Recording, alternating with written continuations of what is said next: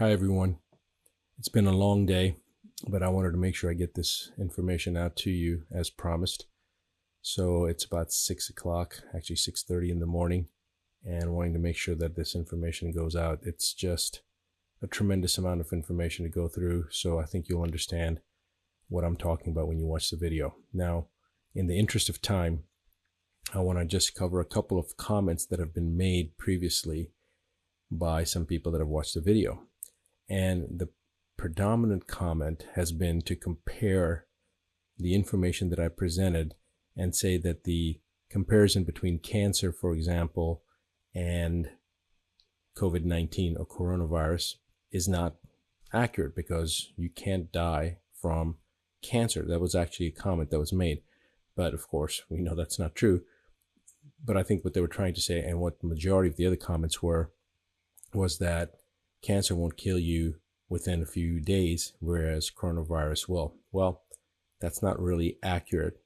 And most of the people that are getting infected are recovering. So this particular video is about the scientific corruption that you as the public must realize, and I'm going to present the information to you and let you decide whether it constitutes corruption or not.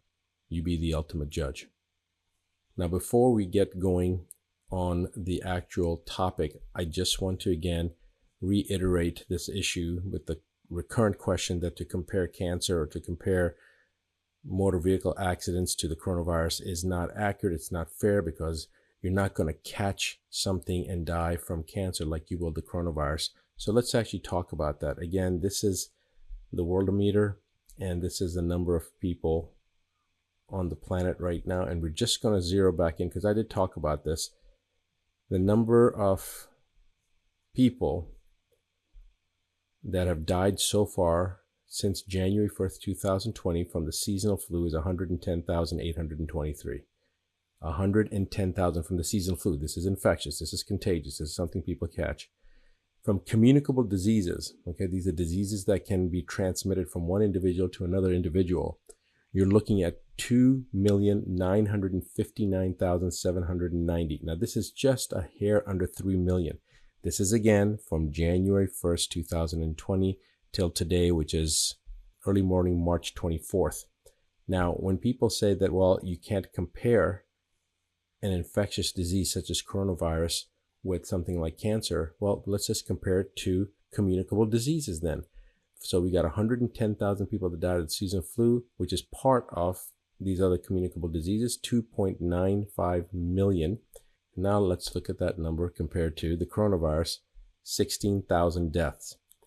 All right. So you're talking about a cause of disease that people will catch from someone else, 16,758 that have died compared to 110,000, again, 110,000 from just the seasonal flu and 2.9 million worldwide from any other type of communicable infectious disease process.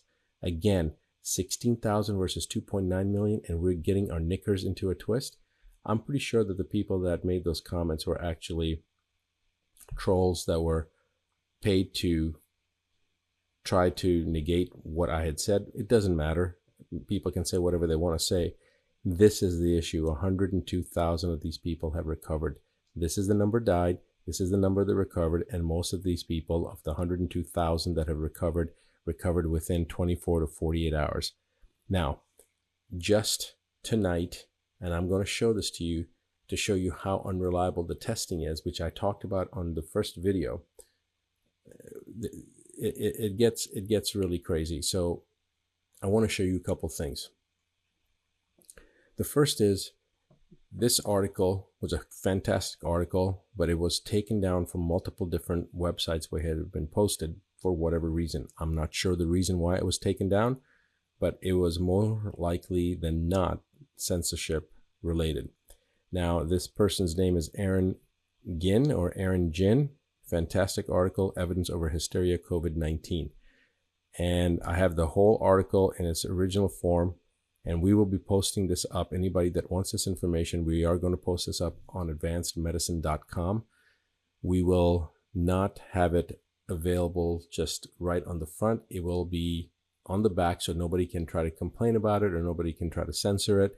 So we are going to have it. If you register, you will be able to get access to it. It's not going to cost you anything, but it will also give you the ability to take the HEADMAP, which is the Advanced Health Evaluation Assessment for Detoxification, if you want. But this article is a very important article, and I think that everybody should read it.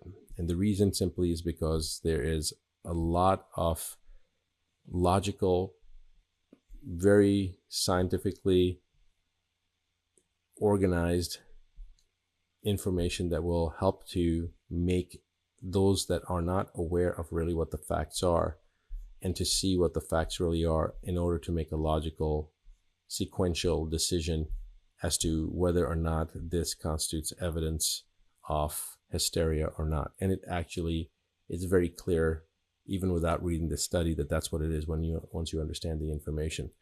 The other thing that I wanted to explain before we get into the evidence of the scientific corruption is that the Centers for Disease Control, when they are trying to determine the cause of death, when there's more than a few people that have died, when there's some type of issue where the Centers for Disease Control is warranted to investigate to find the cause of death, they send out two teams.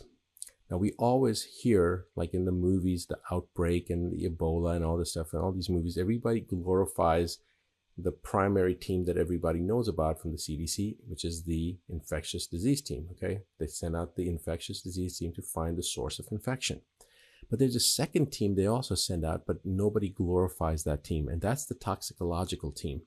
So nobody talks about the toxicological team. And in this particular case, as with almost all pathology, there is always a toxicological component. So why didn't they talk about the toxicological component? It's very simple. The reason is because if it's a toxicological issue, somebody has to take responsibility. Some company, some corporation, some industry that actually allowed that contaminant to get out. But when you blame it on a virus or a bacteria or some other pathogen, well, then it's naturally occurring. So now no industry or corporation or business or individual is going to be held responsible because it's going to be attributed to a natural cause. That's the difference, and I want you to keep that in mind, because on the next video, we're going to be talking about a major industry that people have been talking about that is directly related to this. And because they couldn't allow a major industry to take a hit, that's why the coronavirus was blamed for this. But now let's get into the scientific corruption aspect. We're going to start off with a little bit of history about the coronavirus. This article actually gives a short, brief history of the human coronavirus, which first was described in 1965 by a few researchers named Tyrrell and Bayeneau. It was found in the human embryonic tracheal organ cultures obtained from the respiratory tracts of an adult with a common cold. And it has been attributed to the source of a common cold for a number of decades. Now, in the late 1960s, Tyrrell was leading a group of virologists looking at a specific strain and was working with human strains and a number of animal viruses. Now, these included infectious bronchitis virus, as well as mouse hepatitis virus and transmittable gastroenteritis virus from the porcine source, from swine, from pigs, all of which had been demonstrated to be morphologically the same as seen through electron microscopy as each other. So what this is basically saying is, from the morphological characteristics when looking through an electron microscope, the swine flu version or the swine virus version of this coronavirus, as well as the mouse hepatitis version, which affects the liver, as well as the infectious bronchitis virus that was found in humans, were all morphologically the same. This new group of viruses was then named coronavirus, corona denoting the crown-like appearance of the surface projections, and was later officially accepted as a new genus of viruses. So this goes back to the 1960s. In the 3 decades after discovery, human strains OC43 and 229E were studied exclusively, largely because they were the easiest ones to work with. It was easy to work with those, so that's what they predominantly worked with. Now, there were other ones, obviously, but those are the ones that they worked with. Now, what they found was from an epidemiologic and from a volunteer inoculation study, they found that the respiratory coronaviruses were associated with a variety of respiratory illnesses. However, their pathogenicity, i.e. their disease-causing ability, was considered to be low. So, not a big deal. Okay, that's basically what it comes down to. Now, while the research was proceeding to explore the pathogenicity, the ability for this to cause disease, and the epidemiology, the incidence of how virulent this virus was, of this coronavirus, the number and importance of animal coronaviruses were growing rapidly. So they were starting to see this in other species. Chances are they were always there, we just were discovering them. Coronaviruses were described that caused diseases in multiple animals, including rats, mice, chickens, turkeys, calves, dogs, cats, rabbits, and pigs.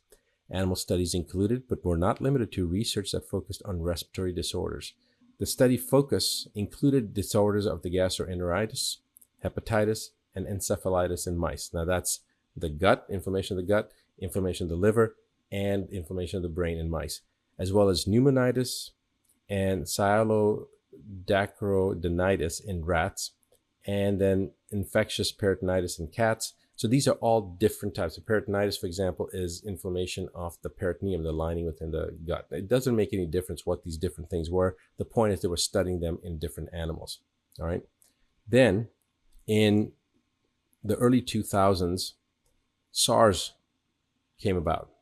And the emergence of SARS, which is an acronym that stands for Severe Acute Respiratory Syndrome, was the turning point when we started to look at the coronavirus with a different viewpoint. So during 2002-2003 outbreak, the SARS infection was reported in 29 countries in North America, South America, Europe, and Asia. Overall, over 8,000 people were infected, and the specific strain was called 774 SARS-related, and those were the fatalities. It's still unclear how the virus entered the human population and whether the Himalayan palm civet, which is a type of a cat, were the natural reservoir for the virus. That's what it was attributed to. They later did sequential analysis of the virus, and they isolated from Himalayan palm cats and revealed that this virus contained a 29 nucleotide sequence not found in most human isolates. So basically, there were 29 nucleotide components that were different from humans, that humans didn't have, but these cats had it. And so that's why they attributed it to a spread from these civets. All right. Now, it was the SARS epidemic that actually launched the interest into coronavirus. And there was a lot of effort, time, money put in to understand the coronavirus. And most of the pathogenesis of the coronavirus infections were accumulated from the veterinary virological arena. So most of the veterinarians that were working with viruses actually contributed a lot of the research to our understanding of coronavirus. So that's just a brief history of where coronavirus started.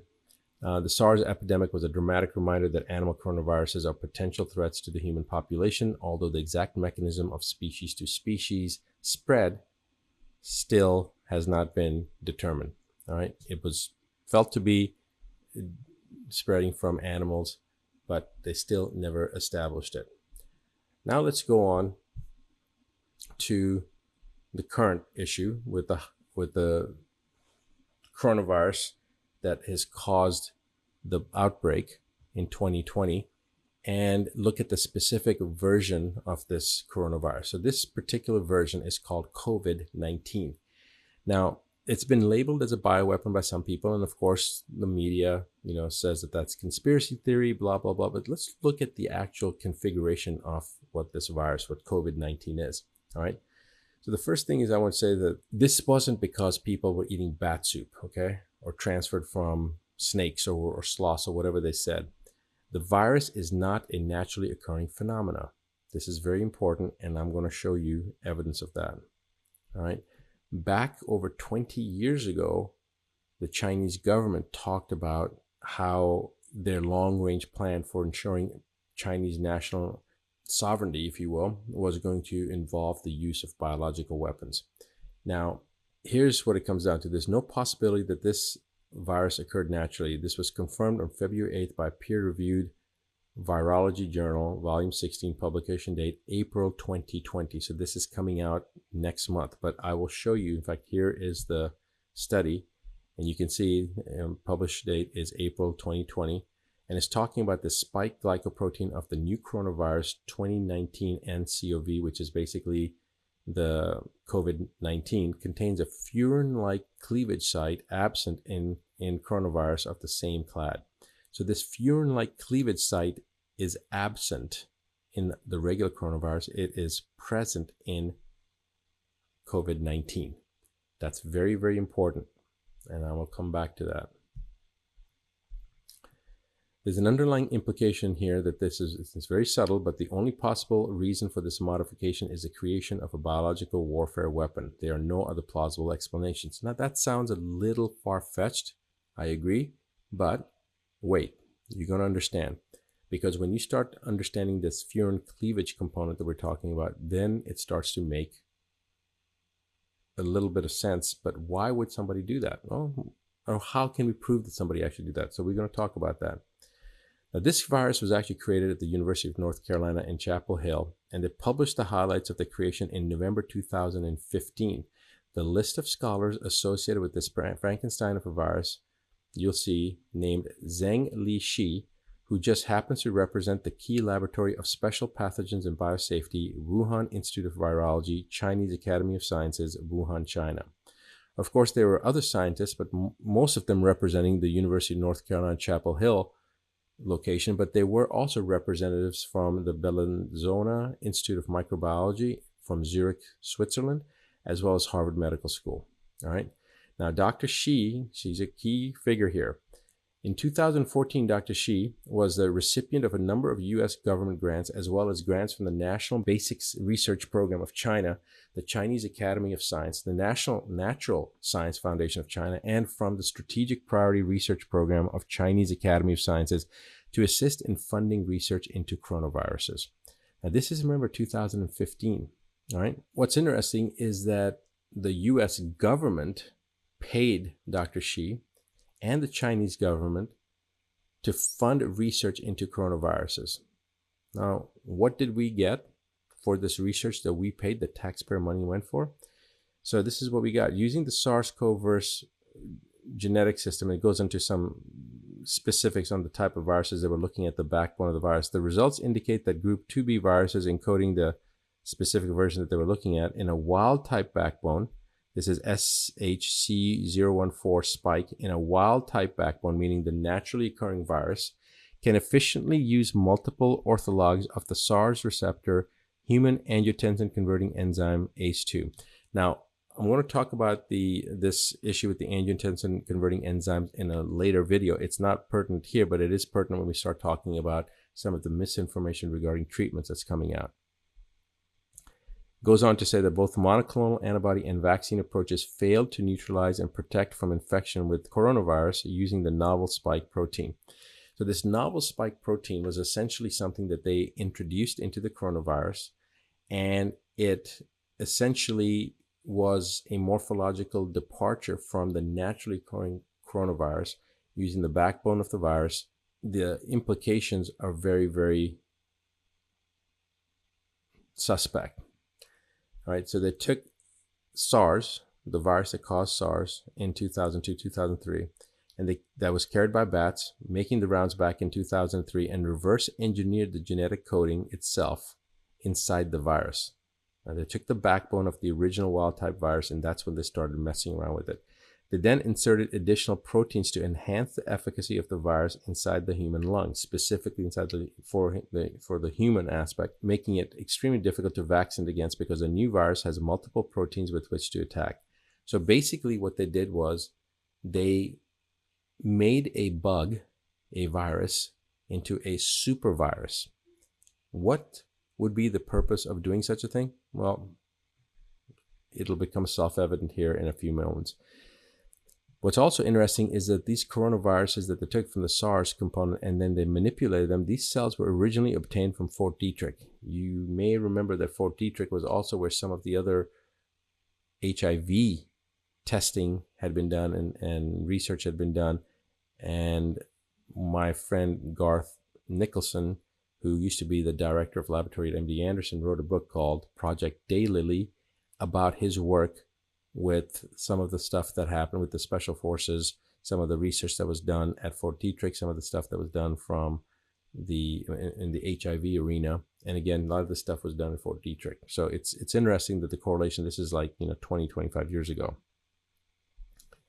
All right, so they say in the paper in 2015, remember they went back, this is going on from 2003 to 2015 now. They were looking at the SARS component from 2003, the coronavirus that caused SARS, and they were now manipulating that. And they published this manipulation study. After they manipulated it, they published it in this 2015 paper, and they created this hybrid virus, which is far more deadly and can't be vaccinated against. It is resistant to vaccination because of certain morphological changes that were created to the wild type backbone. The new DNA genetically engineered virus constitutes a gain in pathogenesis. Now, I want you to remember what gain in pathogenesis means, okay? Or gain of function is the term that they use in virology, or actually in research. So gain of function. Okay, here it is. That's a gain of function right there. They admit it. Gain of function basically means taking something and making it more potent, all right? So pathogenesis means the lethalness and the infectiousness of something. The pathogenesis is the cause of the actual problem, cause of the disease.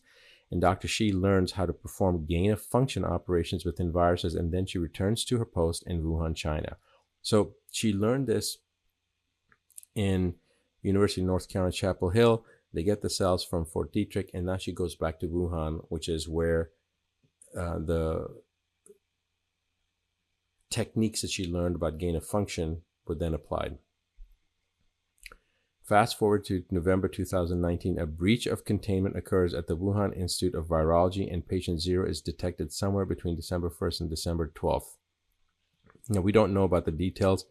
We don't know who the patient 0 was, but apparently there was a breach and containment.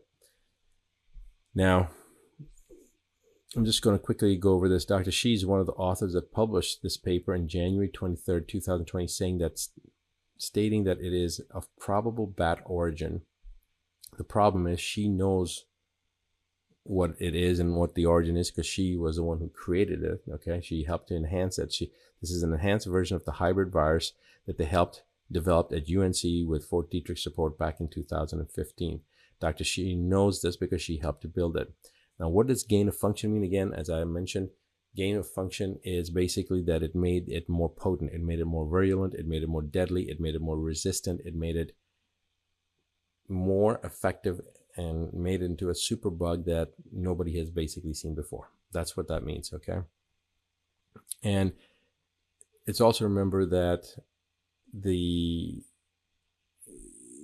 this good doctor and her team inserted HIV and MERS proteins into the coronavirus to give it just a touch more kick. This is part of what they did with the coronavirus. So you're taking HIV and MERS, both causes of a lot of disease, a lot of death, a lot of mayhem, and they inserted proteins from HIV and MERS into the coronavirus. So they took proteins from one pathogen that caused one disease, another pathogen caused another disease, and they put both of those into this hybrid virus that is now known as COVID-19. And we'll talk about the specific things that you can do, but there's a lot of misinformation about what people can do to prevent the incidence of COVID-19 or coronavirus in themselves. And this misinformation is actually completely opposite to the truth. And so the things that could protect you, that could help you, that will actually protect you based upon the research that's already been done, there are actually people out there saying don't do that because it's going to make you more susceptible, which is absolutely categorically a lie. It's the opposite, that you should be doing, that you should be aware of. And these are not drugs, so these are naturally occurring substances. You can just go and get some of this. We'll talk more about this as we get through this video series. Now, in this article, this was published in 2015. They're talking about the new SARS-like virus can jump directly from bats to humans, no treatment available. Now, this is 2015. This is 5-year-old information. And this was from the University of North Carolina, Chapel Hill, where Dr. Shi had been working. All right. This virus is highly pathogenic, and treatments developed against the original SARS virus in 2002 and the ZMapp drugs used to fight Ebola failed to neutralize and control this particular virus. So building resources rather than limiting them to both examine animal populations for new threats and develop therapeutics is key for limiting future outbreaks. So they were already concerned about the potential for outbreaks. In fact, they were talked about in this particular one with the SARS, they were talking about how the outbreak was controlled through public health interventions, and the original virus was thought to have been extinct since 2004. But now, what do? They take this virus that we haven't seen since this outbreak in 2002, 2003, and they start messing with it. They start playing with it. They start inserting proteins that they get from HIV and MERS, and they put them into this coronavirus that we thought had actually disappeared and make it more virulent. It makes it into a Superman version of this virus, and there is no known treatment against it, and there's going to be no vaccination that's going to be effective against it. But again, let's hold off. Let's not panic, because what I want to show here is how it was the scientific community that knew about this, and yet they're sitting here making stuff. Why are they making this? Why are they doing gain of function? Why is University of North Carolina involved with this? Why are we funding? Why is the U.S. government funding this research on something that we thought had already disappeared?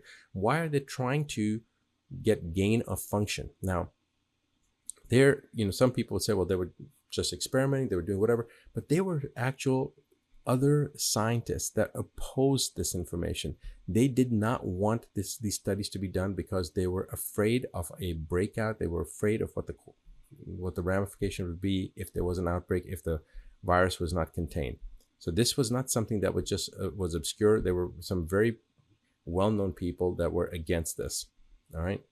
Okay. Now, there's a lot of people talking about the coronavirus misinformation and then saying it's misinformation, it's controversial, it's conspiracy theory, but they're not really looking at the science. So I want to first, after having built the case, what I just did, I want to show you the actual study that was done. Okay, now this was published in 2015, November 12th, 2015.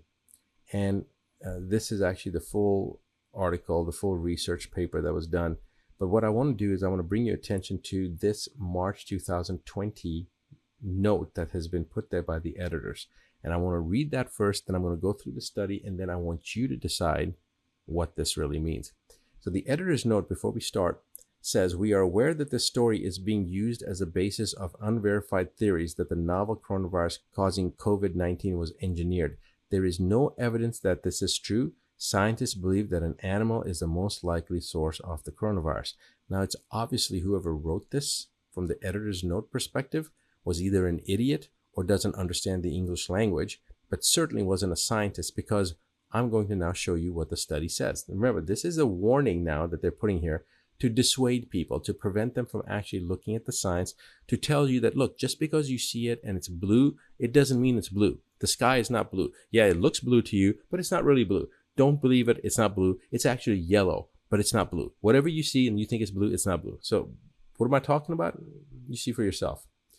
In November of 2015, an experiment that created a hybrid version of a bat coronavirus, one related to the virus that caused SARS, severe acute respiratory syndrome, as we discussed before, has triggered renewed debate over whether engineering lab variants of viruses with possible pandemic potential is worth the risk. This is the lead component, the first paragraph of the study that was published in Nature, probably one of the most respected journals in the world. The first paragraph. Again, I'm going to read this so that you can understand. Take this for the words that I'm saying. I'm not embellishing anything. I'm not exaggerating anything. This is the very first paragraph. An experiment that created a hybrid version of a bat coronavirus, one related to the virus that caused SARS, has triggered renewed debate over whether engineered lab variants of viruses with possible pandemic potential is worth the risk. Okay, this is where we start. Now it goes on, starts talking about the same thing we talked about earlier, the SCH014 version. But I'm just going to focus in on the parts that are highlighted, because I've read these things like half a dozen times now and decided to highlight them so that when I'm doing this video, it's easy for me to focus in on the important parts. So although almost all coronaviruses isolated from bats have not been able to bind to the key human receptor, which is this SHC014, which is the specific coronavirus we're talking about, was able to bind to human protein, was able to get into the human vector, but it's not the first one that could do so. In 2013, researchers actually reported this ability for the first time in a different coronavirus isolated from the same bat population. So as far back as 2013, 7 years ago, we knew that there were certain viruses from bats, that certain strains that consisted of this SCH014, as well as other strains that could actually go from the bat vector to the human vector. Now, creation of a chimeria. What is that? Well, let's look at, I'm just going to go in so that you can understand what the definition of chimeria is. So something that's chimeric, okay? It's of a mythical animal formed from parts of various animals. That's what chimeric means. This is looking at the definition on a search engine. All right. It's also hoped for, built, illusory, or impossible to achieve. From a biological standpoint, the definition of chimeric is relating to or denoting an organism containing a mixture of genetically different tissues formed by processes such as fusion of early embryos, grafting, or mutation. So this is actually taking something. Chimeria or chimeric means to adulterate, transform, adjust, change through early fusion of embryos, grafting, mutation, whatever it takes to change the morphological characteristic of whatever the substance or organism is as it appears naturally. All right, so that's what chimeria means, or chimeric means. Creation of a chimeria means creation of a mutation. That's what they're saying. So again, this is the study. All right. I want you to keep on thinking back to what these idiots said. We're aware that the story is being used as a basis for unverified theories. There's no evidence that this is true. The scientists believe that an animal is the most likely source of coronavirus. Okay. Well, we're reading exactly what the study says. This is what you're reading the blue, and they're saying whatever you see, it's not blue. All right. So, creation of a chimeria. The latest study was already underway before the U.S. moratorium began, and this is a moratorium that the government imposed, a moratorium on federal funding of such research that would ease the spread or host range of dangerous pathogens. So basically, the government in 2014 said, okay, we're not going to fund any research that is related to creating, adulterating, changing a pathogen to make it more dangerous. We're not going to do any more funding for chimeric reasons to create chimeria. We're not going to do that. We're not going to create any more mutants grafted, changing genetically, but using different tissues to form a new mythical animal. We're not going to do that anymore. That's what the government said in 2014, and they put a moratorium on it. However, the moratorium was already began. The U.S. National Institute of Health, and that's going to become important. Who runs the U.S. National Institute of Health? We're going to talk about that. Some obscure person named Anthony Fauci, I think is how you pronounce it, Fauci, and I'm going to show his information in a second. The U.S. National Institute of Health allowed it to proceed while it was underway by the agency, says Ralph Barrick, an infectious disease researcher at the University of North Carolina, Chapel Hill. And he was a co-author of the study. The NIH eventually concluded that the work was not so risky as to fall under the moratorium, he says. Now, this is something the government decided they weren't going to do. And now, under the auspices of the director of the National Institute of Health, who's been there, by the way, for 30 years, and we're going to talk about him in just a moment, this mutation of this virus, this study in 2015, was allowed to occur. All right. Now, Wayne Hobson, a very respected virologist, He disapproved of the study because he said it provided little benefit and reveals little about the risks that the wild SHC-014 virus in bats poses to humans. Other experiments in the study show that the virus in the wild bats would need to evolve to pose any threat to humans. Okay, it would need to evolve, it would need to change, it would take time. A change that may never happen, although it cannot be ruled out. Barrick and his team reconstructed the wild virus, the naturally occurring form of the virus, from its genome sequence and found that it grew poorly in human cell cultures and caused no significant disease in mice. Okay, so here you're looking at a virus. It's found in bats. It's very difficult for it to jump to humans. Once in a human, in human cell cultures, it just grew very poorly. And in the mouse model, it didn't cause any significant disease, all right? The only impact of this work is the creation in a lab of a new non-natural risk, agreed Richard Albright, a molecular biologist and biodefense expert at Rutgers University in Piscataway, New Jersey. Both Albright and Wayne Hobson are long-standing critics of gain-of-function research. What is gain-of-function? It is taking something, using the chimeric process to adulterate, change, and make it make a bug into a super bug. Gain of function meaning increasing the virulence of a pathogen. So Albright and Wayne Hobson, long-standing critics of gain of function research. Why would you take any kind of organism and make it more potent? Why would you take a bug, a virus, a bacteria, and make it more potent? Right? What's the purpose of that? Well, they say it's for research purposes. But why would you do research to make something more potent? Why wouldn't you do research to make something that's not that bad anyway less damaging, but they're making it more potent? They're doing gain of function studies. This is a gain of function study on COVID-19. This is what created it. This is a gain of function study that was done on a specific strain of coronavirus called the SHC-014 strain. They then did a furin-like cleavage site, which was absent. They created this cleavage site. They added proteins for MERS and HIV. They did all sorts of stuff. I'm not a virologist. I don't know all the stuff they did, but I can tell you they did a hell of a lot of stuff that they shouldn't have been doing to this virus, to this particular strain of virus that's called the SHC-014 coronavirus. And then they made it into something that should have never been created. Okay? They created a chimeria, a mutant form of this coronavirus, which is known as COVID-19. In their paper, the study authors also concede that funders may think twice about allowing such experiments in the future. Scientific review panels may deem similar studies building chimeric viruses based on circulating strains too risky to pursue, adding that discussion is needed as to whether these types of chimeric virus studies warrant further investigation versus the inherent risks involved. So this is what the people that did the research, that published this from the University of North Carolina in 2015 said about a specific form of coronavirus. They basically created this chimeria. They went through the chimeric process to adjust it and get a gain of function to make it more damaging, more virulent. Now, again, I've just read the study to you. Again, we are aware that the story is being used as a basis of unverified theories that the novel coronavirus causing COVID-19 was engineered. There is no evidence that this is true. Seriously? You're looking at the damn study right now.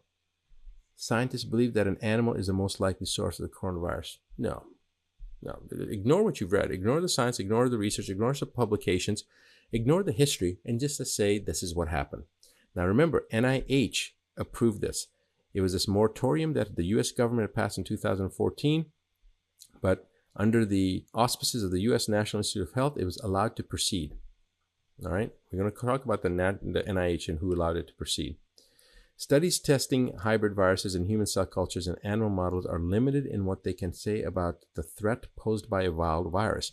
So when you're studying this stuff, we should be studying the virus as it occurs in nature, not by humans, by mankind, making them more virulent by making a superbug out of it. Remember H1N1? Okay, there was a patent filed by Baxter in Austria 9 months before the first documented case of H1N1. This type of stuff has been going on. They've been taking viruses and bacteria and doing weird things to them and making superbugs. Why? for research purposes? Well, right here. Scientific review panels may deem similar studies building chimeric viruses based on circulating strains too risky to pursue. Yeah, no shit. It's just amazing to me that this has been happening. Studies testing hybrid viruses in human cell cultures and animal models are limited in what they can say about the threat posed by a wild virus. Daszak agrees, but he argues that they can help indicate which pathogens should be prioritized for further research attention. Now, that's the most absurd statement, because they're saying, okay, it should be limited, but you know what? It can help us to prioritize further research. So we need to make these superbugs so then we can then warrant our research to go and look at these superbugs and how they affect the human system. How about doing something even a little bit more effective and not create the damn superbug in the first place? Like, you really need to create a superbug and then try to see how it should be prioritized, so they can help indicate which pathogens should be prioritized for further research? I mean, that's the most absurd thing to say. We're going to take a bunch of different viruses, and then we're going to see which ones we can create the most potent chimeric changes to. And then once we create this chimera, then we'll go ahead and it'll warrant our priority to which virus we should really work on, focus in on. Well, don't create these super bugs in the first damn place, and you won't have to worry about which one you need to prioritize. It gets a little bit more obscure here. I want to now talk about Anthony Fauci. Okay. This is an episode from a podcast. Terry Michaels actually did this particular podcast, and this is a little history about Anthony Fauci. As director of the U.S. National Institute of Allergy and Infectious Disease, Dr. Anthony Fauci controls the direction of AIDS research. By the way, this was in 2014. We're going to come back to him in a second, but this is from the same Nature magazine that the journal that I showed you. But basically, Robert Kennedy had posted this, and he and I talked about this a couple times in the last few days. But basically, again, as I said before, it grows remarkably well in human cultures. This is Simon Wayne Hobson, a virologist at the Pasteur Institute. He points out that the researchers have created a novel virus that grows remarkably well in human cultures. Remember, the original wild type doesn't do well in human cultures. If the virus escaped, nobody could predict the trajectory, he says. And this was back in 2015, 12th November 2015, same journal. And this goes on to talk a little bit more about the COVID-19. Now, it's interesting that Bobby Kennedy said that there were 3 countries that are naturally hostile to each other, which is China, Taiwan, and Japan, and all 3 of them independently concluded that COVID-19 originated in the United States. How could a virus endemic to Chinese bats spread from America? Well, that's what we just covered, right? The 2015 article in Nature raises the possibility that NIH-funded scientists creating the coronavirus pandemic. Yes, they did. I just showed you the evidence of that. The Dr. Shi studied at the University of North Carolina, Chapel Hill. She was part of the team. And most of the people that wrote that study were also from University of North Carolina, Chapel Hill, but there were also people from Harvard and from Switzerland involved with that. We just went over that, right? Now it goes on to talk about the creation of a chimera, which I just showed you. And now let's talk a little bit about Anthony Fauci, all right? Media darling Anthony Fauci, who funded the risky lab experiment to create the novel coronavirus from Chinese bats, now spins the official narrative that the pandemic began in China. Well, China, Taiwan, and Japan, all 3 countries that are hostile to each other, they have already said that this started in the United States, and they're right, it did. All right. Now, Trump reportedly growing frustrated with Dr. Fauci's blunt approach. I wonder why. Because Trump knows certain things. He knows what's happening here based upon, you can see his cavalier approach. And we've talked about that before on the Instagram, Facebook posts. But essentially, he's the one who's out there saying, whipping up the story about the China bats, blah, blah, blah. Yet he's the person who did all the HIV studies. Remember that?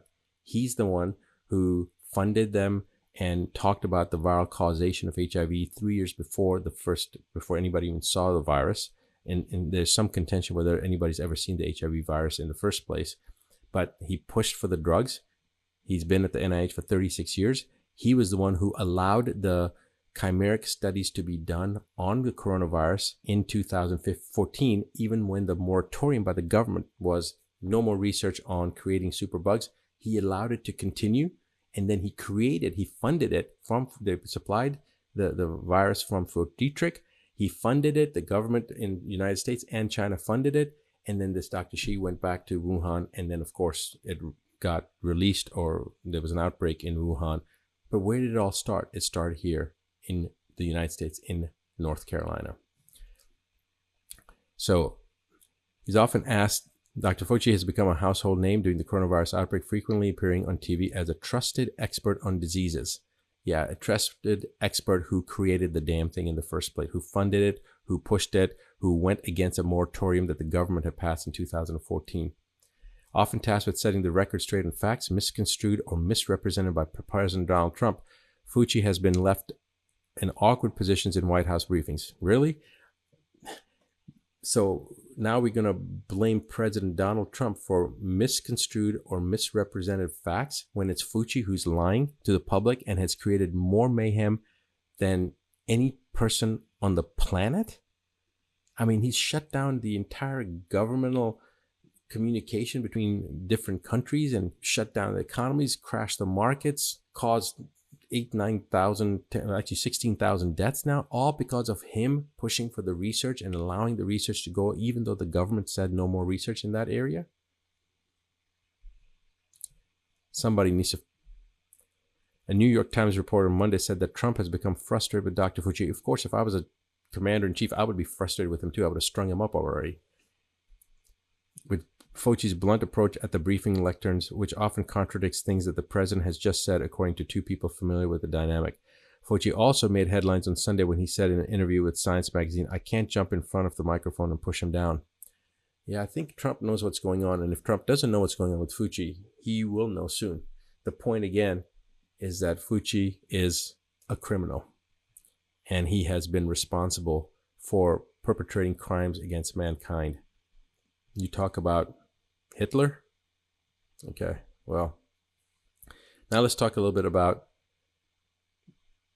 the last portion of this. We'll talk about some of the continuing misinformation out there. So here's something that was posted today, just a couple hours ago, from a TV station, I believe KSAT. Breaking news, first COVID-19 related death reported in San Antonio. Now, the reason this is kind of important to me personally is because I did my general surgery residency. I was an intern at Brooke Army Medical Center. I spent a lot of time there as a fourth-year medical student. And then, of course, I did my internship in general surgery, my first year postgraduate training after internship. After I went to Korea, when I came back, I did my general surgery residency, began that at Brooke Army Medical Center. So a woman in her 80s died at Brooke Army Medical Center on Saturday, officials announced. Okay, this was just posted. I just saw this today, actually Monday, which is, it's not Tuesday morning, but I saw it Monday. Now, they're reporting it as a first COVID-19 related death reported in San Antonio. Now, here's the kicker. This is the family member, Ashley Zara Farrell, off that person. It says KSAT 12 and KSAT.com. I must say I'm highly disappointed at your lack of facts. My grandmother did not pass away at a San Antonio MMC. She passed away at a local inpatient hospice facility. Remember, hospice is for people that are terminal, that are going to die. She did not pass away from COVID-19. She passed away from Alzheimer's, and that she had suffered from for the past 12 years, and a case of aspiration pneumonia that worsened her ailing state. Shame on you, KSAT. Again, the media is hyping this crap and scaring people. They're not reporting the facts. They're not reporting the truth. They're lying. This was information from last Monday, so it's a week ago, and the numbers have gone up. This death is supposedly now 16,000 worldwide. Recoveries over 101,000. Total cases around 300 and some thousand. But the information is that right now in Wuhan, reports of no new cases for the last 5 straight days, and they're actually talking about life coming back to normal. Checkpoints are being removed. Health workers disinfecting subway cars and stations. And leaders met Monday to discuss scheduling the resumption of work and production. So this is interesting. Monday marks 2 months since Chinese authorities placed Wuhan on lockdown as the virus spread like wildfire throughout the city and greater Hubei province. Last thing I want to talk about is a little bit about politics here. Senator Rand Paul, who is a doctor, by the way, they said that he was reckless. Again, the media is reporting he's reckless. His actions on coronavirus, he apparently got exposed to coronavirus, and they're saying that he's, even though he's got coronavirus, he's still meeting with other people. He's working out in the gym, and that's not responsible, blah, blah, blah. Again, they're trying to, make him look bad. But this is what Senator Paul had said. I met his father, Congressman Ron Paul, just recently, and had a nice 5-6 minute conversation, actually closer 10-minute conversation with him in Mexico at an Acapulco conference where I gave a lecture.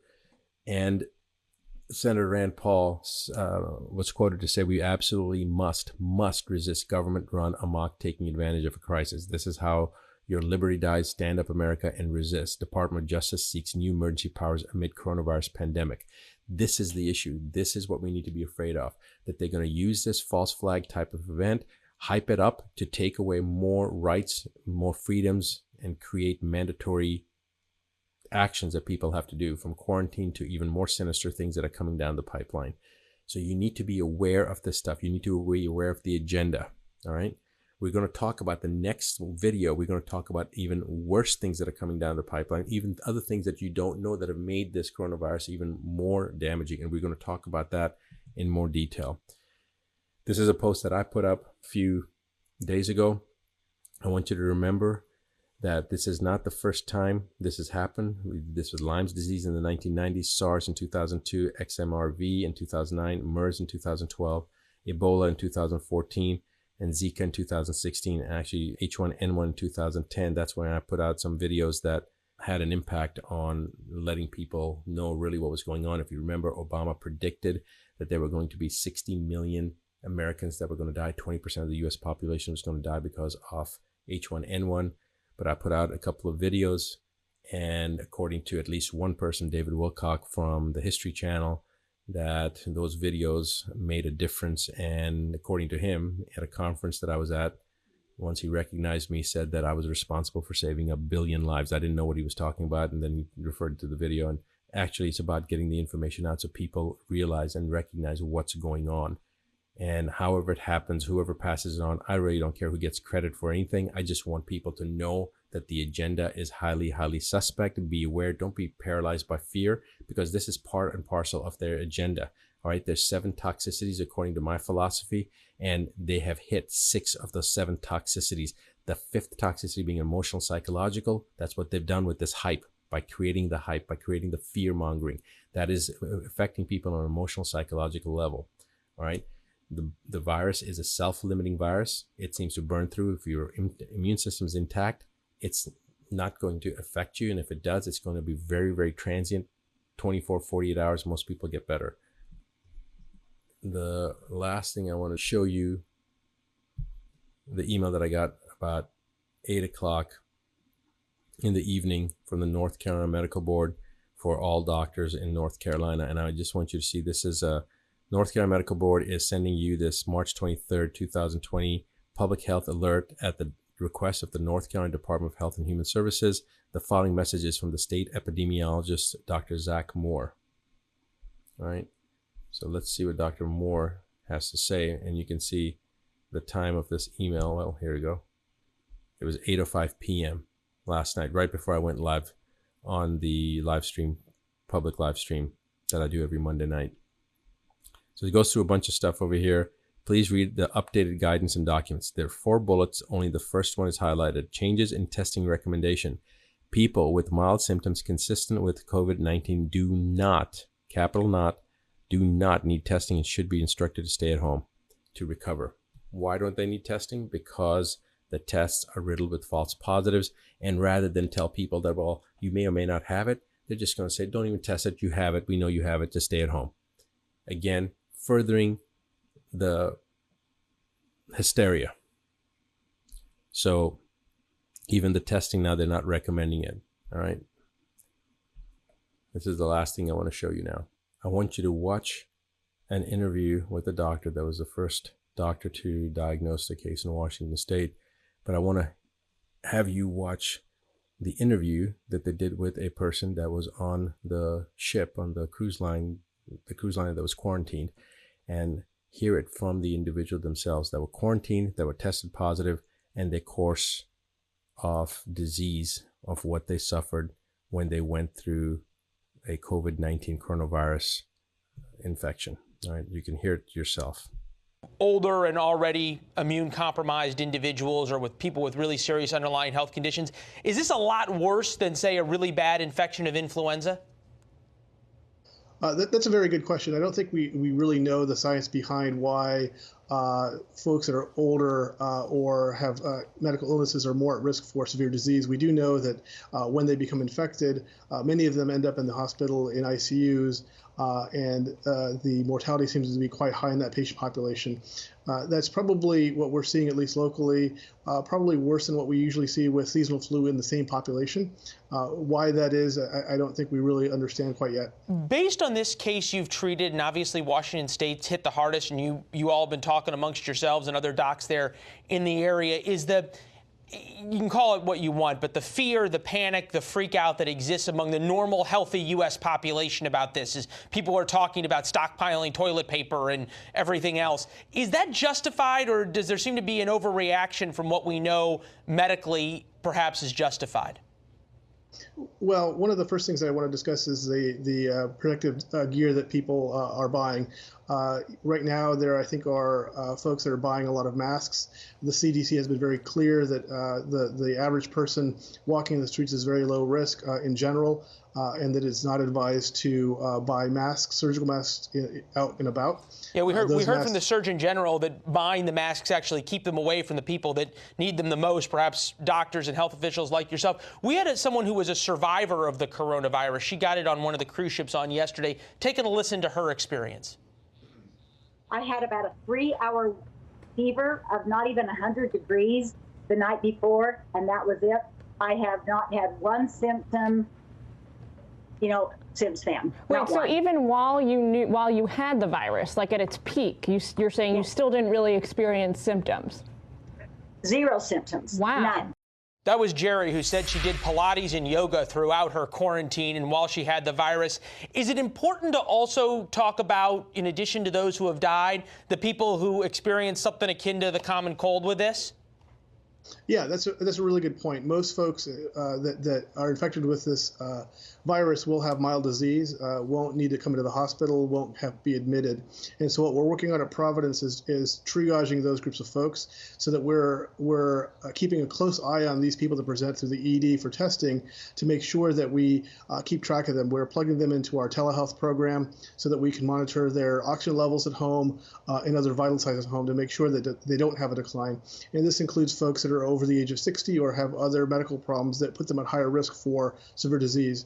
Those people that are low risk, there's really not much at this point that needs to be done for them in terms of just simple monitoring at home and staying home while they're ill. Yeah. So there is a distinction that we're making in terms of risk assessment for those that are high risk for severe disease. So there you have it. That's the evidence of the scientific corruption that I talked about. It's been published. It's even been warned against, that the publications that you're seeing, that the sky's blue, that's what they tell you, but that whatever you're looking at, it's not blue. It's that absurd. This was orchestrated, planned by somebody who started the AIDS component 3 years before the first virus was ever even known to exist. Regardless, in 1981, he pushed the agenda, Fauci pushed the agenda to start the drugs, had a conflict of interest on these particular drugs by promoting it to men that were homosexual, and encouraged them to prophylactically use these drugs that were very, very toxic and also had really no, if anything, just had a placebo effect. And then orchestrated this beyond the government's restrictions of the moratorium to do chimeric research on pathogens that had a particular propensity to become pathogenic, so to allow the research to be done for gain of function.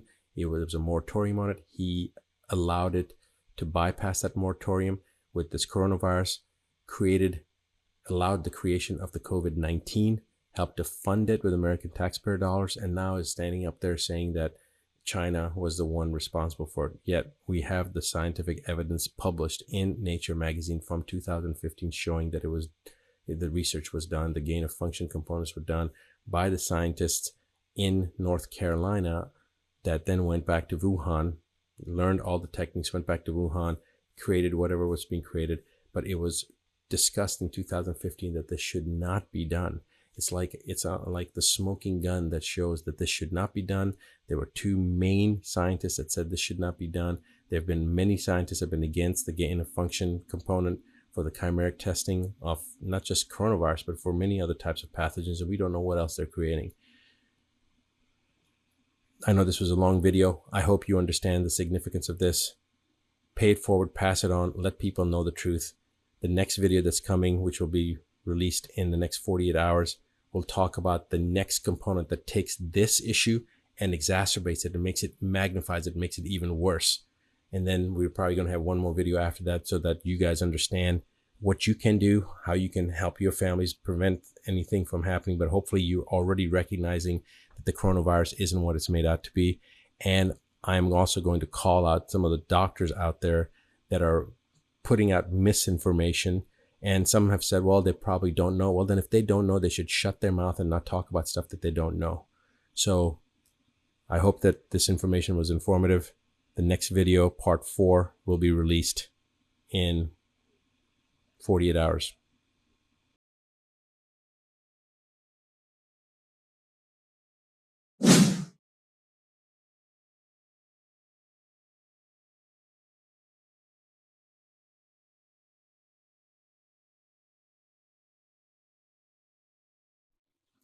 Hello, everyone. This is part 4 on the video series that I started putting out about 5 days ago, which is COVID-19 conspiracy ? The last video, part 3, talked about the actual research regarding COVID-19 and its relationship to the wild type coronavirus, specifically the SHC014 wild type strain, and what was done to make it into a chimera and the research that was actually published. Some people that have tried to attack me on it, which obviously they did not even bother looking at the video because I actually showed the studies, but the vast majority of the people that have a critical mind, that are intelligent people, were able to see with their own eyes. Again, they didn't refute what their own senses showed them, what their own eyes showed them. Now, this part 4 is looking at the role of 5G in the immune system, and if there is a correlation, how does it correlate the 5G to the coronavirus, to the COVID-19 breakout? And there have been some people that have talked about this already, but it was never given with any fact. It was the conspiracy theorist type stance, and I really wasn't sure whether to believe it or not, so I decided to look into it myself. So first I'm going to present the relationship between 5G and the immune system, which essentially, I'm just going to make a statement right now that I'm going on to prove it, but essentially 5G rapes the immune system. All right, I'm just going to say it. No offense intended. The point being that it is that harsh and it is that dramatic and it's that damaging. The second component was I wanted to see whether there was a correlation between the rollout of 5G in certain countries and the incidence of COVID-19 in those countries. I'm going to show you that, and then I'm going to let you reach your own conclusion and decide what you want to decide. The bottom line is there is some type of correlation. And if there is a correlation, then why would there be a relationship between 5G and coronavirus? Is there a motive? Is there a reason for this? If I can show you that there's a connection, prepare to be disturbed. So let's start off with what actually is 5G. So the World Health Organization defines 5G a very specific way, and it talks about the electrical fields that are created by difference in voltage, and the higher the voltage, the higher and stronger the resulting field will be. Now, what 5G is the next generation of communication.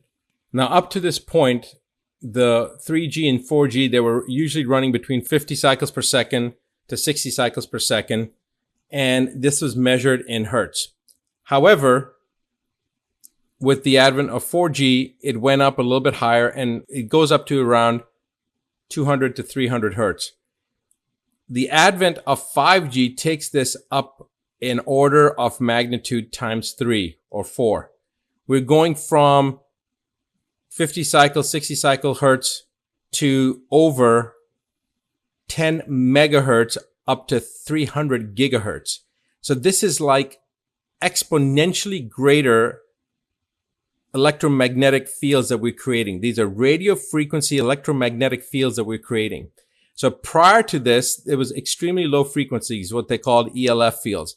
But now these fields have gone up to from, as I said, 50 to 60 hertz, maybe up to 900 hertz with some of the mobile devices that we held in our hands, now to an order of magnitude of 10 megahertz to 300 gigahertz. That's what we're talking about when we're talking about 5G. So it's important to understand that the difference between 3 and 4G to 5G is not just one generational, what you would think. It's a leap and bound. It's like going from a 2-dimensional image to a 5-dimensional image. It's massively different. It's not even close to being the same thing.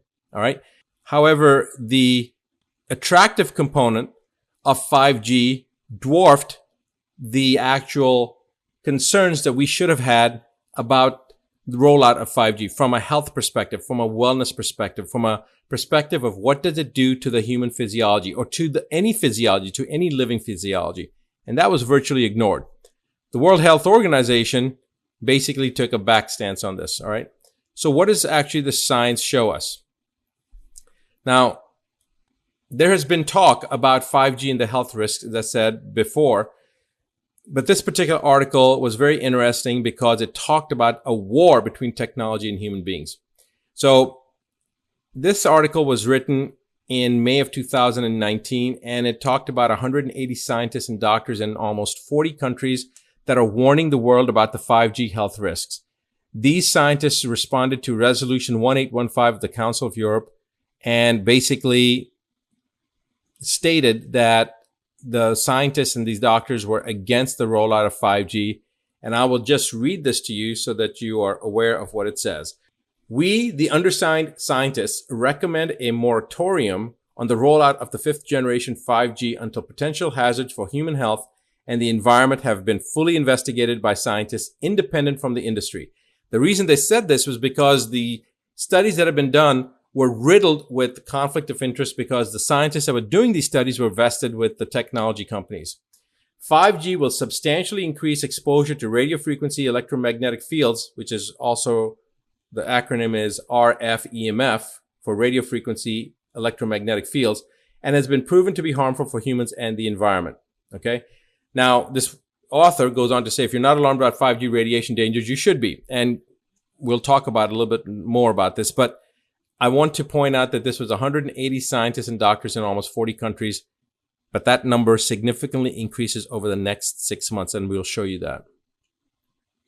Now, 5G cancer is actually a thing, okay? The cities of Brussels and Geneva have blocked trials and banned upgrades to 5G out of this concern. So there are countries in the world that have banned it, that have said, no, we're not going to have 5G allowed. We are not going to tolerate it.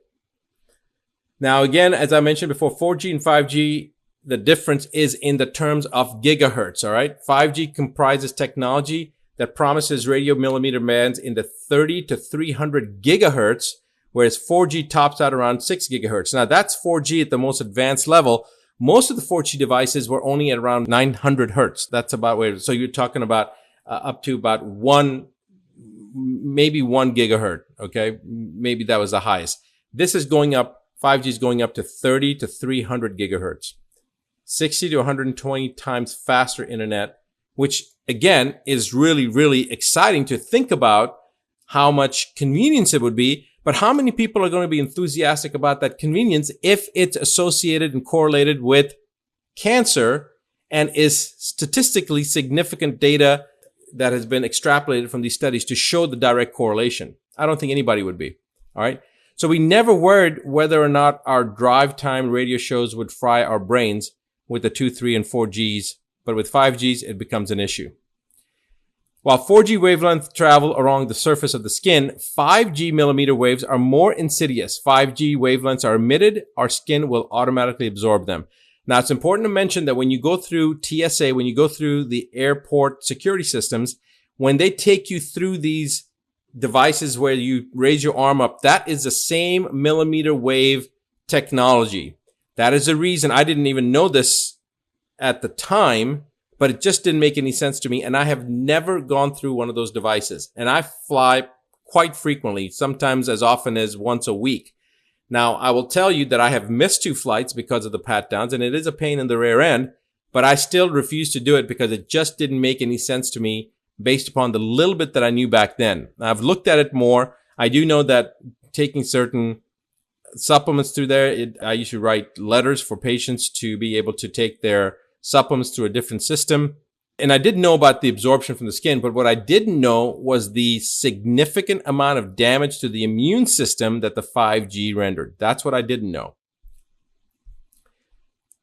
Does 5G cause cancer? Many scientists understand microwave ovens are carcinogenic. They cause cancer. Most of these scientists also believe that these waves are mutagenic. All right, mutagenic causes mutation. 5G will be similar to turning on your microwave. There's a good reason why hundreds of scientists are taking actions against the wireless industry. Now, let me talk to you about microwaves. We did a little study, myself and a colleague of mine who has now since passed, and his name is Dr. James Hauer, and we did a small little internal study between his clinic and my clinic to determine what the most significant cause from an energetic basis, what was the most significant contributing cause for cancer. And what we discovered was so alarming. And this was back in 2001. So this was 19 years ago we did this. And the most significant exposure, energetic exposure, for those of you that don't know, I have a 7 toxicity philosophy. And basically, if these 7 toxicities are effectively addressed, where the body is detoxed from these 7 toxicities, by definition, chronic disease cannot exist. Cancer, heart disease, it doesn't make any difference. It can't exist.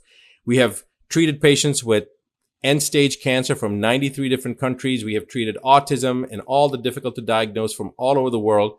And I can tell you that we have before and after videos of patients, hundreds and hundreds of patients. In the case of autism, we've treated over 3,800 patients. And we have been able to define quantitatively that if you can eliminate these 7 toxicities, by definition, chronic disease cannot exist. Of these 7 toxicities, the 4th one is the energetic toxicities.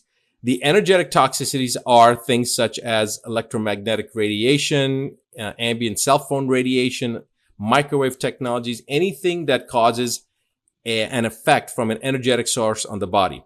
We found, Dr. Hauer and I found 19 years ago that the most significant adverse effect from any energetic component that a person would experience that was suffering from cancer was from microwaves. And for that reason, I have not had a microwave in my house since 2001. Actually, I'd stopped using it in 2000. So for 20 years in my house or wherever I've lived, there has never been a microwave. In the clinic that I operated, there has never been a microwave in those last 20 years. And I will not tolerate or take in any food that has been put into a microwave. In fact, my children, my 15-year-old son and my 21-year-old son, have absolutely refused to eat anything that has come out of a microwave. In fact, my son, my 15-year-old son, my youngest son, Rahan, has never known the use of a microwave. When he was 6 years old on a vacation in Hawaii, they took a burrito and they put it in the microwave and he refused to eat it. He wouldn't eat it because he said it was in a microwave. He just would not eat it. So that's how my kids have been raised. Now come to find out that this new 5G network that's rolling out, that is analogous to a massive microwave that's going to be all around us.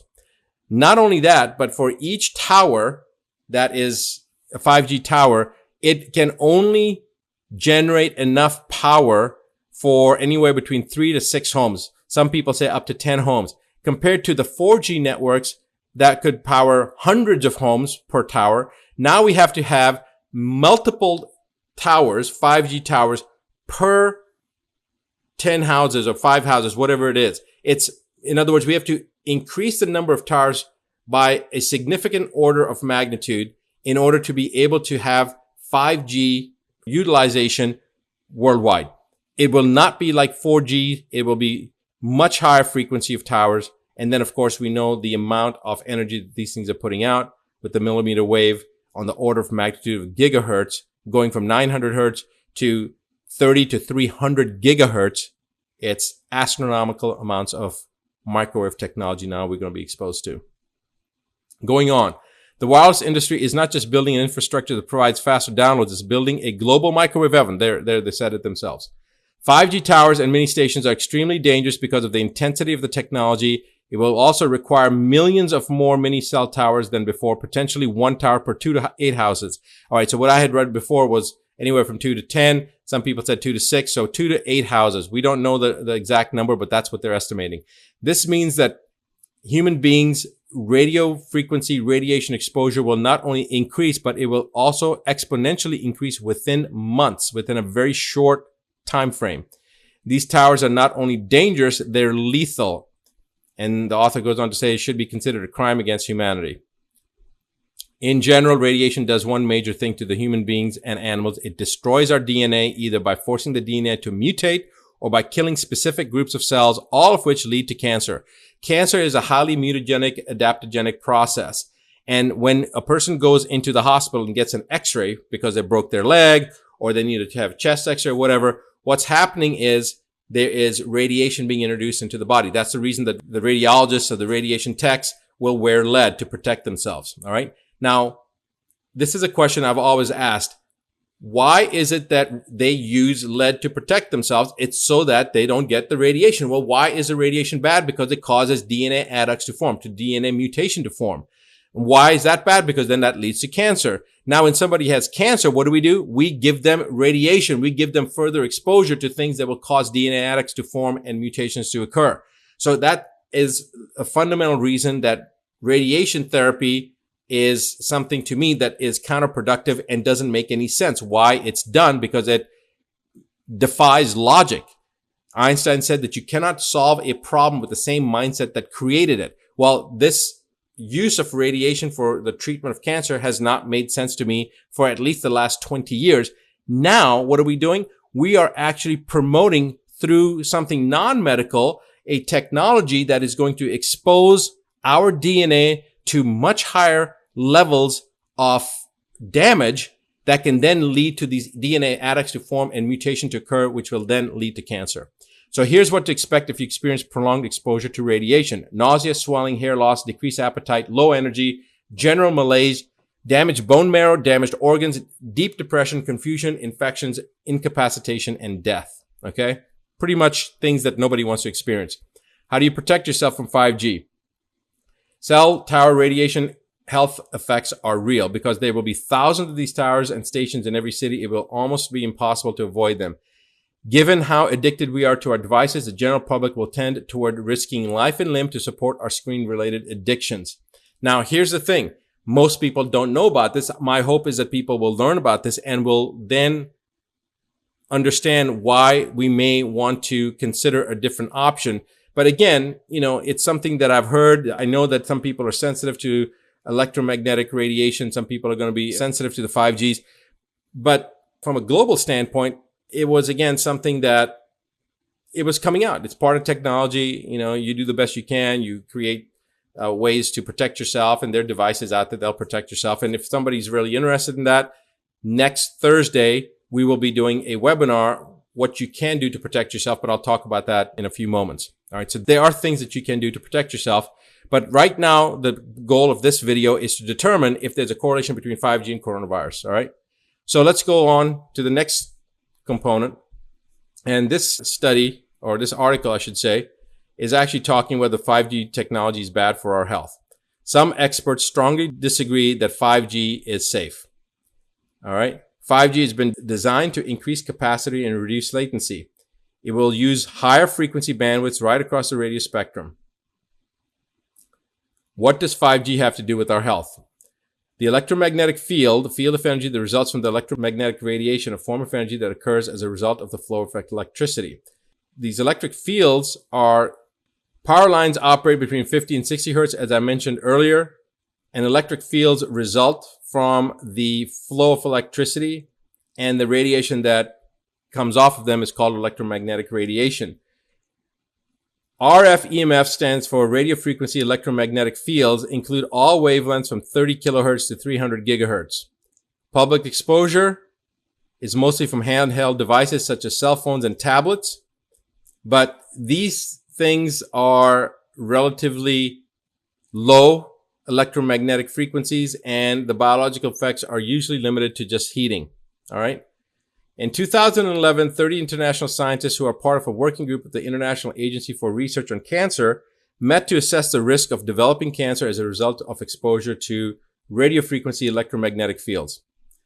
This study was published in the Lancet Oncology. And I can show you that study if you are interested in that. In fact, we can go right here and pull that up. It's right there, actually.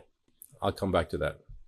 The team looked at 40 studies that used rats and mice. In the view of limited evidence in humans and experimental animals, the working group classified radiofrequency electromagnetic fields as possibly carcinogenic to humans. The evaluation was supported by a large majority of the working group members. All right. Now, for me, that's good enough. If it's possibly carcinogenic, I don't want to have anything to do with it. But it goes on.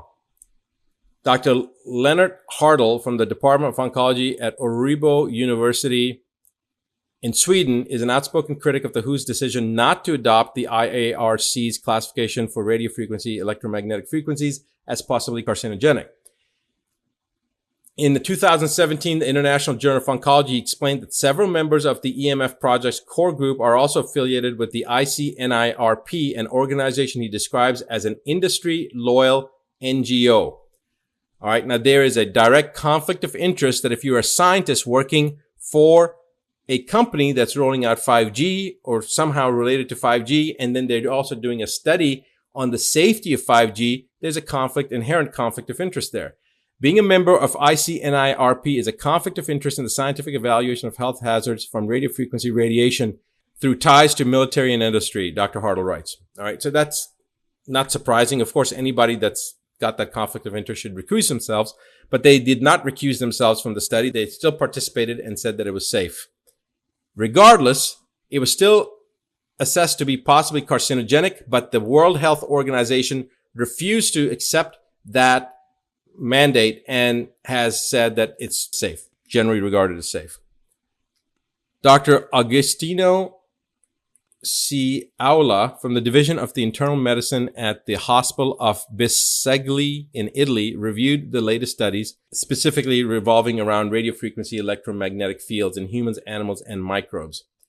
He wrote, evidences about the biological properties of radiofrequency electromagnetic fields are progressively accumulating, and although they are in some cases still preliminary or controversial, clearly point to the existence of multi-level interactions between high-frequency electromagnetic fields and biological systems, and to the possibility of oncologic and non-oncologic, mainly reproductive, metabolic, neurologic, and microbiologic effects.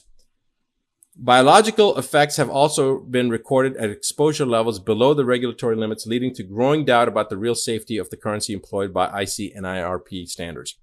Now, look, guys, I can keep on going on and on with this, but the National Toxicology Program study by the U.S. Department of Health and Human Services looked at high-level exposures at 900 megahertz. They found clear evidence of tumors in the hearts of male rats, some evidence of tumors in the brains of male rats, and some evidence of tumors in the adrenal glands of male rats. In the Journal of the Environmental Research Group, a group of researchers from Cesare Maltoni Cancer Research Center in Bologna, Italy, found an increase in tumors in the heart in rats exposed to RF EMFs equivalent to 1.8 gigahertz base station. Remember, we're looking at 30 gigahertz to 300 gigahertz with the rollout of 5G. So they found this at relatively low levels at 1.8 gigahertz, and we're talking about a significant order of magnitude higher.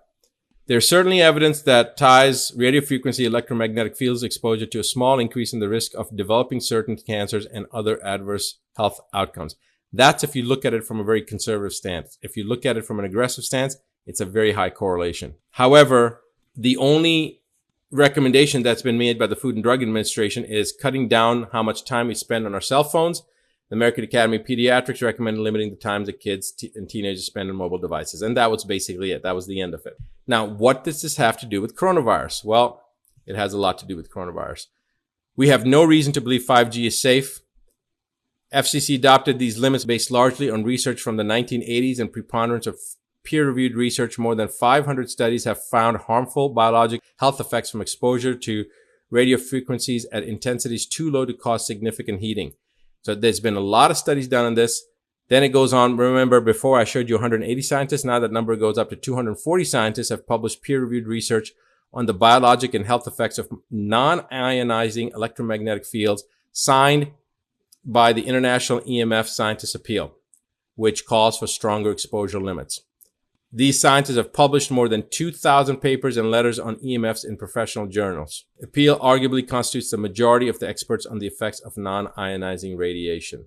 Now, I talked about the millimeters waves before, and I'm not going to repeat it again, but basically short-term exposure to these millimeter waves, the same stuff that you go through the security checkpoints at TSA, at the airports, short-term exposure can have adverse physiological effects in the peripheral nervous system, the immune system, the cardiovascular system.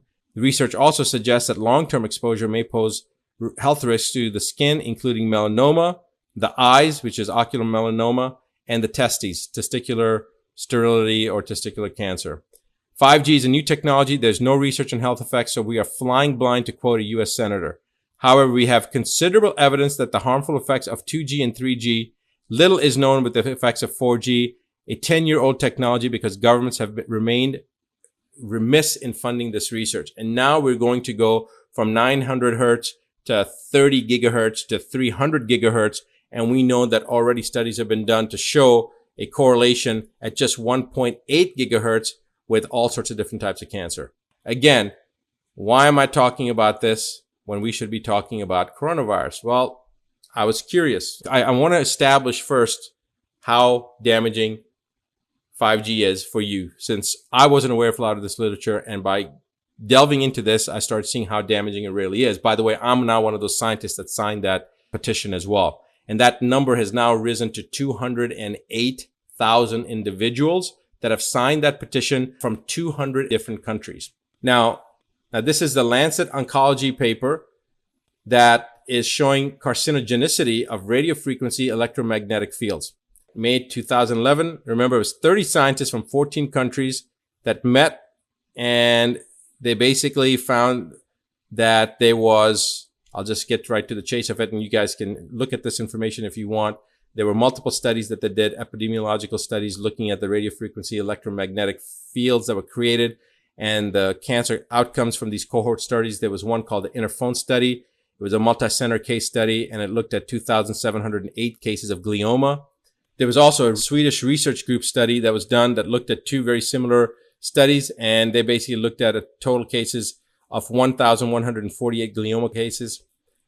And then there was an additional study that was done in Japan that's also found some evidence. The working group's conclusion was that there is limited evidence in humans for the carcinogenicity for radiofrequency electromagnetic fields based on positive associations between glioma and acoustic neuroma and exposure to RF EMFs from wireless phones. They assessed more than 40 studies that assessed the carcinogenicity of the RF EMFs in rodents, and they basically ended up classifying radiofrequency electromagnetic fields as possibly carcinogenic to humans. All right, now I'm going to stop talking about cancer and 5G and come to coronavirus. 5G deployment has been referred as a dangerous experiment on humanity, and there are numerous theories surrounding 5G, citing numerous mechanisms, including phased array technology that may induce adverse health consequences. When coronavirus came out, there was all sorts of things that started happening. Okay, people started talking about different things. They were talking about the biological effects of non-ionizing radio frequencies showing DNA damage, which we've talked about, the oxidative stress component, which we've talked about, and leading to a variety of diseases, including infertility and neurodegeneration. The problem is that it causes a certain change in the calcium channel blockers. It's been demonstrated to induce calcium ion efflux, where radio frequency is observed to pump ions through the calcium channel and pores bound in the bilipid membranes, and this calcium efflux through the activation of voltage-gated calcium channels. It is not one-sided. Now, what is the significance to this? Calcium channel blockers are a class of drugs that are used for many cardiovascular conditions. And when you start affecting the calcium efflux or influx into cells, it causes a disruption in the ionic gradients across cell membranes. Now, this is going to get technical, so there's a reason that I'm not going to talk about it in more detail. For anybody that's interested, I will have these references available to you if you want. Essentially, I just want you to remember that cancer is a biological effect from these 5Gs. And now we also see that calcium efflux is a biological response that can lead to different outcomes. We know this calcium in the wrong places is pathognomonic for cancer and for apoptosis. Calcium in the right places is essential for life. So the influx of calcium ions through VGCs is a necessary step in the initiation of apoptosis. Apoptosis is programmed cell death. Suppression of apoptosis is concurrent and conducive with cancer. So when you have cancer, there's a suppression of this apoptotic mechanism, and we don't want that because the association with uncontrolled cellular proliferation and suppression of apoptosis is the essential definition of cancer. A high level of calcium in mitochondria is essential to initiate apoptosis cell death, yet influx of calcium does not mean certain death for certain cells. Therefore, there is a suppression of apoptosis, which is concurrent and correlates with cancer. EMFs at 4 watts per kilogram, 5 hours per day responded with increased autophagy that actually inhibited apoptosis. Again, remember, we don't want to inhibit apoptosis. We don't want to suppress apoptosis. Increased autophagy changed genetic expression of calcium channels, ultimately affecting calcium homeostasis, inhibiting apoptosis. For those that are doctors, those that are scientists, you understand the significance of this. If you are not, don't worry about it. The point is that it helps to create the oncogenic process that then leads on to cancer. All right. All electromagnetic radiation causes membrane depolarization, and there's more and more of this. So it comes down to the coronavirus here, and it asks, is the coronavirus and depolarization, is 5G the Trojan horse? As early as 2009, millimeter waves were found to interact with lipid membranes, leading to changes at the membrane-water interface that were charged and dipolar residues are located. Numerous studies showed microwave radiation, again 5G, induced cell apoptosis as a result of mitochondrial membrane depolarization, chromatin condensation, and DNA fragmentation. All right. Now I want you to listen to this. This is very important. The COVID-19 and other coronaviruses like SARS coronavirus encode proteins known as envelope E proteins that can modify host cell membrane permeability in order to gain entry into host cells, promoting replication, release, and proliferation. These proteins are able to form ion channels to induce membrane permeability changes. This is very important because a coronavirus is an enveloped virus, just like the hepatitis C virus. It's an enveloped virus, and it allows essentially the burrowing through the cell membrane that then creates issues where the ion channels essentially start to leak. Okay, that's a very rudimentary way of explaining it, but these proteins are able to form ion channels to induce membrane permeability changes. It can cause a disruption, these proteins that are found that are associated with the coronavirus, with the COVID-19 and other such types of viruses. Membrane permeabilization can be the direct cause of depolarization leading to apoptosis. The successful invasion by coronavirus enveloped proteins as a result of membrane integrity already severely compromised from constant exposure to EMRs is analogous to the role of the Trojan horse in the fall of Troy. What does that mean? That means that it's cloaked and we don't even realize that basically the 5G is helping to make the coronavirus accessible to the cells and allows it to get into the cells easier than it would were there no 5G around, is what this is saying. All right. So is it possible that the deployment of 5G technology exacerbated the vulnerability to the attack by COVID-19? The bulk of the evidence presented points to the fact that all frequencies of EMR, from those from the sun to basic electricity, have the ability to alter membrane potential, without a doubt. The only difference is that 5G is where normal electromagnetic fields that are being generated from power lines and from our devices is 50 to 60 hertz, all the way up to maybe 900 hertz. We're now talking about with 5G rollout, we're talking about 30 to 300 gigahertz. Much, much different. All right.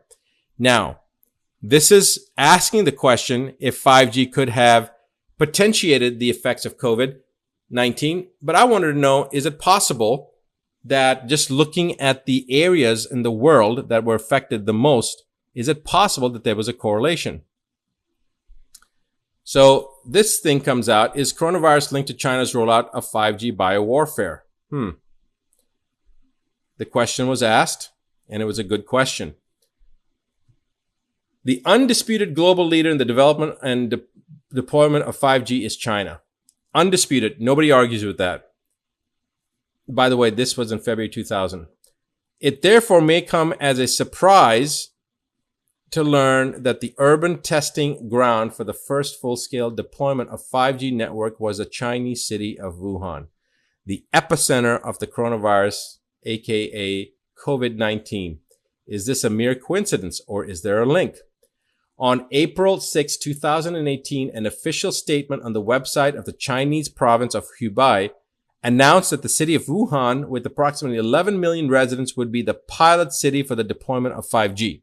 Now, if you remember from the first video, I talked about this component, and I also talked about the outgassing from the incinerators, from the pollution that was so bad that it garnered international attention, and BBC and CNN and many other media sources covered this atrocity where the people were complaining, and it was very, very bad. Now you're talking about that population that's already toxic, and now you're talking about Wuhan being the epicenter for not only the breakout of COVID-19, but also being the central launching pad, urban testing ground for 5G. And I've just shown you an article before that talked about how 5G changes cell membrane permeability and allows for efflux of enveloped viruses to come in and out, leave alone all the other aspects that 5G does as far as damaging the immune system and inducing oncogenic process and causing cancer.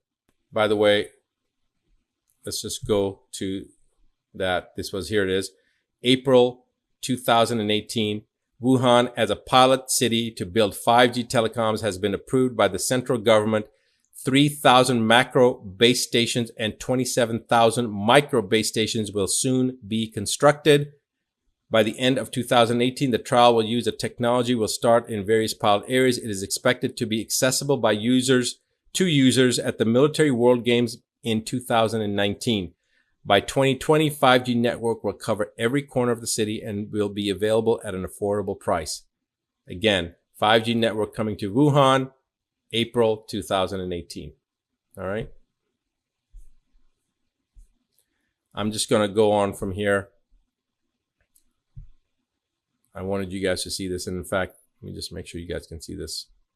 Again, April 2018, Wuhan, 3,000 macro base stations, 27,000 micro base stations will soon be constructed. So now I'm going to ask a question. Which two countries were hit the hardest from coronavirus, from the COVID-19? The answer is Iran and Italy, not China. Iran and Italy. So is there a correlation? If I'm right about this correlation with 5G, if these people that have asked the question are correct, then there should be a correlation. So let's see. Iran committed to 5G rollout, May 2019. The government of Iran says it plans to push ahead with the rollout of 5G in the face of economic and trade sanctions imposed by the U.S. Preparations for 5G deployment are high on the agenda for 2019. Iran and Italy were both vying to be leaders in the 5G rollout. Here's another article. In 3 months, we will have provided the condition for experts in the field to learn all there is about 5G technology, and by 2020, we will have begun executing our action plan. This is Iran ready to take a step forward towards 5G, published in September of 2019. Here's another one. This is specifically talking about the launch of the 5G internet and in which cities they were talking about. There were two specific cities that there was the highest incidence of the COVID-19 deaths. So this one's talking about the country will kick off the 5th generation of internet communications known as 5G in the next Persian calendar, and goes on to talk about what they're going to do. Let's go on to Italy. In Italy, there's a video here talking about how Vodafone Italy turned Milan into an extensive 5G testbed. Anybody that wants to listen to this video, it's a considerably long video, and it's basically all you need to know about it is exactly what this headline says. Italy turned Milan into an extensive 5G test bed. And this is a quarantine Italian coronavirus epicenter transformed into a 5G test bed prior to the outbreak. Okay, this video shows it. And I will have the link here if you guys want to see this. And what cities in Italy got hit the hardest? Well, that's an interesting question as well. Just like with Iran, I will come to that in a second. Italy's new government on Thursday approved its use of special powers to supply deals for fifth generation 5G telecom services by a number of domestic firms. The measure was adopted under a law passed by the previous government in July to broaden powers Rome has over companies of national interest.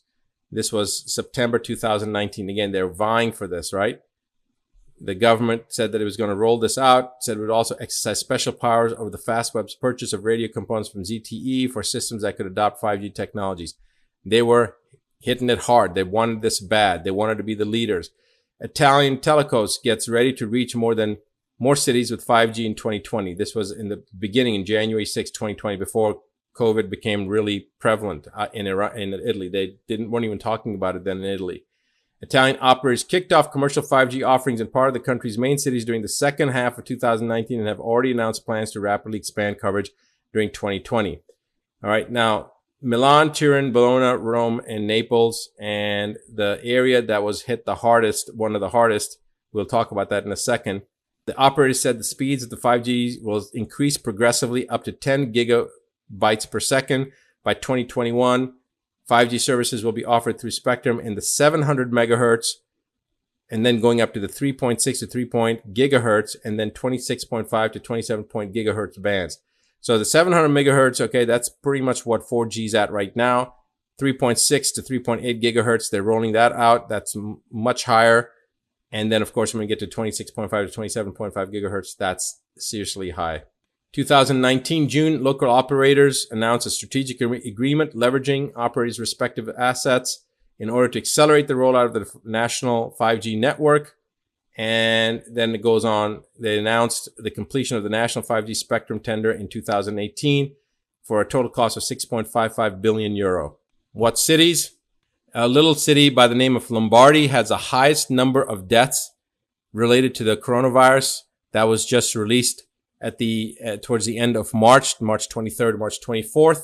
And the development of 5G in Lombardy starts at Monza. This is basically one of the places that they started demonstrating the new services and applications of the 5G. This was one of the highest epicenters, and I don't have data for all the different cities.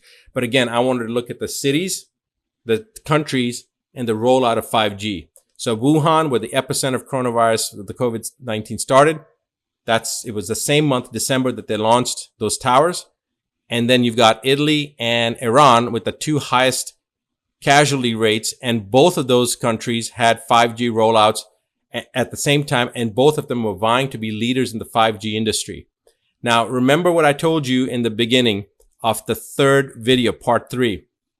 And what that was the association between a industry that has to take responsibility for some type of technology that can cause harm versus blaming it on a virus, because the virus, it's nobody's fault, right? It's a naturally occurring phenomena. So is it possible that the 5G rollouts were potentiating this versus that the COVID-19 was blamed for something that the 5G caused? Well, I think it's part and parcel, a combination of both. I don't think that they really realized that the COVID-19 was going to happen the way it did. Of course, we created it. Mankind created it. It was developed, as we talked about on part 3, which is I showed the studies at the University of North Carolina, Chapel Hill. That's where the technology was developed, and it was taken back to Wuhan.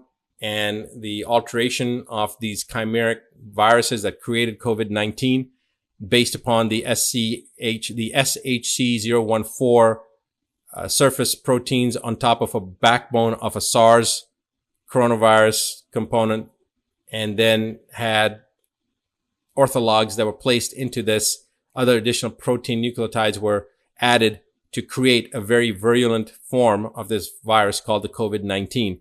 That then introduced into an environment that's potentiated with 5G, that's causing havoc with your cell membranes, allowing for permeability of the virus and other enveloped viruses to permeate through the cell and create an infection, just exacerbate the situation. Now, I've shown the correlation between Wuhan, Italy, and Iran. But does that mean that if there's a city or area in the world where it has very low incidence of coronavirus, then what would the correlation be? Would that be safe to assume that then there wasn't any 5G? And this is what I'm going to show. The last place in the United States to show a case of 5G, the last place in the United States to show a case of COVID-19 was an area of West Virginia. All right. And in fact, now there has been a couple of cases. There have been a few cases that have shown up there, but they were all from Washington, D.C. people coming in. But in that area, there was a very conspicuous absence of COVID-19. That area was defined as, in fact, this site actually talked about it, but now they've changed their information. They don't show it because before it was West Virginia had 0 cases. And when you clicked on it, it actually talked about the area that did not have any incidence of COVID-19. But this area is called the National Radio Quiet Zone, and it was established by the Federal Communications Commission in November 1958. And it's an area that is basically to minimize possible harmful interference to the National Radio Astronomy And it was established to minimize possible harmful interference to the National Radio Astronomy Observatory in Green Bank, West Virginia, and the radio receiving facilities for the United States Navy in Sugar Grove, West Virginia. All right. So it's to minimize possible harmful interference to the National Radio Astronomy Observatory. It encloses a land area of approximately 13,000 square miles near the state border between Virginia and West Virginia. And there was a very, very conspicuous absence of COVID-19 up until I think it was March 21st. It's only about 4 days ago did the first case show up there, and it showed up from somebody traveling from Washington, D.C. So anyway, I just wanted to show that. Here is the scientists who have not wanted the implementation of 5G. September 13th, 2017. That time it was 180 scientists. That number has now grown considerably. I don't know exactly how many scientists, but a total of 208,000 people have signed it, of which I think about over 1,000 are scientists and doctors from 204 countries, from what I understand. Recommend a moratorium on the rollout of the 5G telecommunications until potential hazards, human health and environment have been fully investigated by scientists independent from the industry. Radio frequency electromagnetic fields have been proven to be harmful for humans and the environment. 5G technology is effective only short distance. It is poorly transmitted through solid material. Many new antennas will be required, and full-scale implementation will result in antennas every 10 to 12 houses in urban areas, thus massively increasing mandatory exposure. Many scientists from many countries have expressed their serious concerns regarding the ubiquitous and increasing exposure to EMFs generated by electric and wireless devices already before the additional 5G rollout. Numerous scientific publications have shown EMF affects living organisms at levels well below most international and national guidelines, including cancer risk, cellular stress, increase in harmful free radicals, genetic damages, structural and functional changes of the reproductive system, learning and memory deficits, neurological disorders, and negative impacts on general well-being in humans. Damage goes well beyond the human race, as there is growing evidence of harmful effects to both plants and animals. I believe now we can add to that enveloped virus permeability is increased by the exposure of 5G, because the science has clearly established that with the membrane permeability component that I showed you with the calcium channel blockers. The world's largest study, $25 million of the National Toxicology Program, shows statistically significant increases in the incidence of brain and heart cancers in animals exposed to EMF below the ICNIRP, the International Commission on Non-Ionizing Radiation Protection guidelines, followed by most countries. These results support results in human epidemiological studies on radiofrequency radiation and brain tumor risk. A large number of peer-reviewed scientific reports demonstrate harm to human health from EMFs.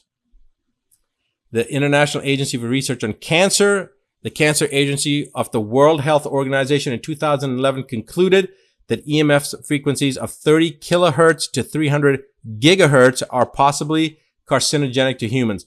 However, new studies like the NTP study mentioned above and several epidemiological investigations, including the latest studies on mobile phone use and brain cancer risks, confirm that radio frequency electromagnetic field radiation is carcinogenic to humans.